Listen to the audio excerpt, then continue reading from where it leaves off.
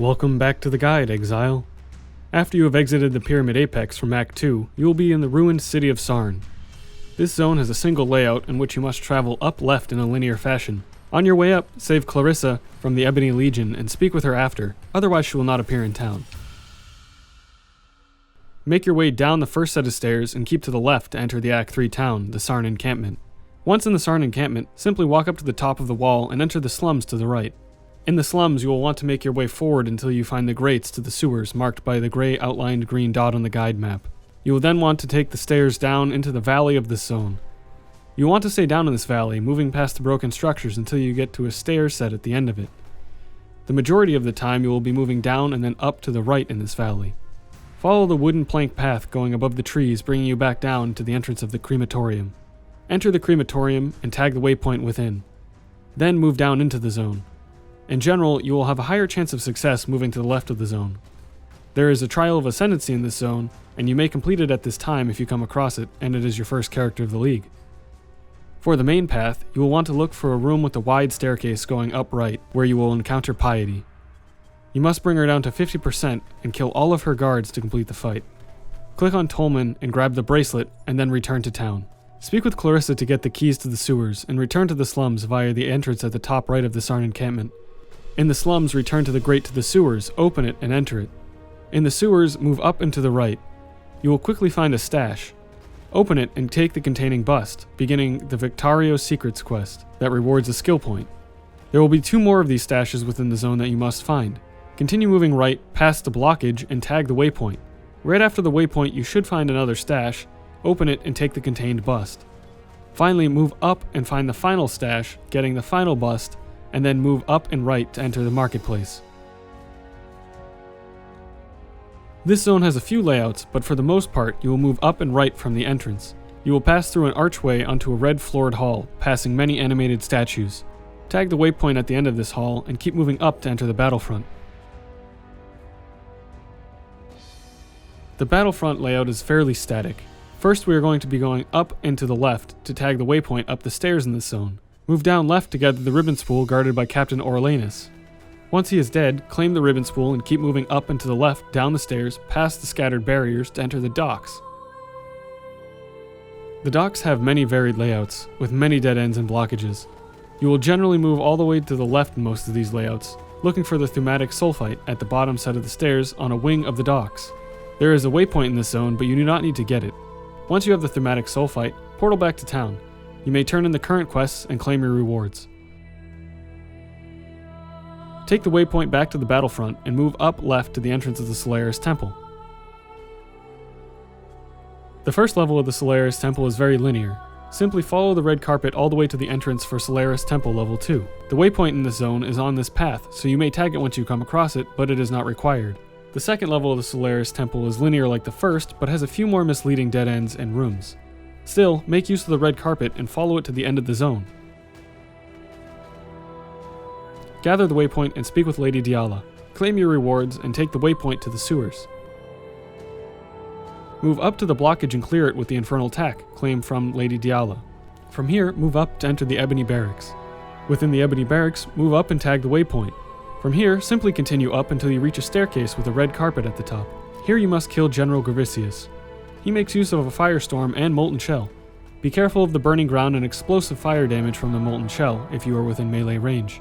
After he is dead, continue up to climb some stairs, and then to the left enter the LUNARIS temple level 1. Like with the SOLARIS temple, you can follow the red carpet in this level of the temple to get to the entrance of the second level. Watch out for the deadly mobs contained within this zone, as well as Brutus's familiar Cole. Once you get to the entrance of level 2, tag the waypoint and enter it. You may also return to town at this point to claim your level 28 skill gems for killing General Gravicius. This zone is very long and has many varied layouts, so the guide maps are very generic. Beware of the miscreations that deal very concentrated physical damage throughout this zone.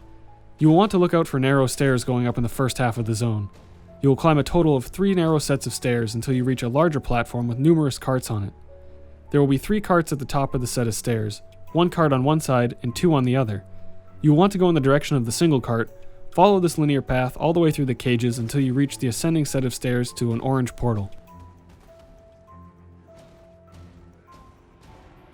Here is where you'll encounter Piety for the second time. Piety can take numerous forms during her encounter. In her regular form, Piety will perform the following moves: a lightning arc, a lightning ball, a lightning storm, and a lightning warp. As the fight progresses, she will make her way to the large blue and orange portals, transforming herself into a more powerful form. The blue chilling portal turns her into a cold-based archer that can freeze you. It is recommended to stand behind a pillar to line of sight these projectiles. The orange burning portal will change her into a fire-based melee striker. In this form, she will chase down her target, randomly chosen, and strike them 10 times. Each time she lands a hit on the target, they gain a stacking debuff, making them take increased damage. She can be stopped from entering these portals by destroying the portals, or keeping her from entering these via stun or freeze. Once she is dead, claim the tower key and portal back to town. Turn in all of your quests and claim your rewards, gathering the 2 skill points for the Piety's Pets quest. Take the waypoint back to the Ebony Barracks. Move directly to the right to enter the Imperial Gardens. This zone has a static layout where you can simply follow the road to the next zone's entrance. Once you come across the waypoint, tag it and follow the road down. At the end of the road, there will be the entrance to the Sceptre of God. The Sceptre of God, like the ancient pyramid in Act 2, has staircases that you ascend until you reach the top. These staircases spawn in the corners of each floor, generally diagonal from the staircase you came up from, but this is not always the case. You will ascend a total of 3 floors in the Sceptre of God before you reach the upper Sceptre of God. On the final floor here, there is a waypoint that you can grab if you come across it, but it is not required. The upper Sceptre of God is just like the previous level, where you will ascend another 3 floors until you reach a room full of blood and barricades. Here you will encounter the final boss of Act 3, Dominus, the High Templar. The Dominus fight begins as a mini-boss fight, where you must defeat 3 of his unique guards and 3 unique miscreations. Dominus will ascend from the arena and the bodyguards will activate first. They consist of a Cycloner, a Fire Striker, and a Spellcaster that uses Arc. After the bodyguards are dead, 3 unique miscreations will spawn. These consist of a Viper Striker, a ranged Barrager,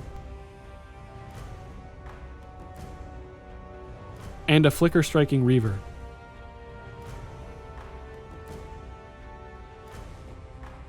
All of these mini-bosses are not too difficult and can be taken down quickly. Physical damage mitigations help against these miscreation bosses. Now Dominus will return to the arena. He is a 2-phase fight. In his first phase, he will perform the following moves. Spawn Searing Bond Totems that deal cold damage and will slow you when you pass through them. Cast a stream of projectiles that deal lightning damage. You can line of sight these to avoid them, similar to Piety's arrows. Ground Slam that deals very heavy lightning damage and can kill many players with low lightning resistance. He will also Flicker Strike around the arena to get closer to you. In his second phase, he will move to the bottom right of the arena and transform into a mutated creation. In this phase, you will want to remain within the proximity bubble that he spawns to avoid taking damage from the blood rain outside.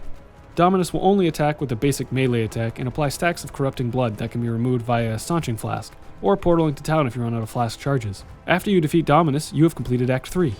Thanks for watching, and I'll see you in the next one, Exile.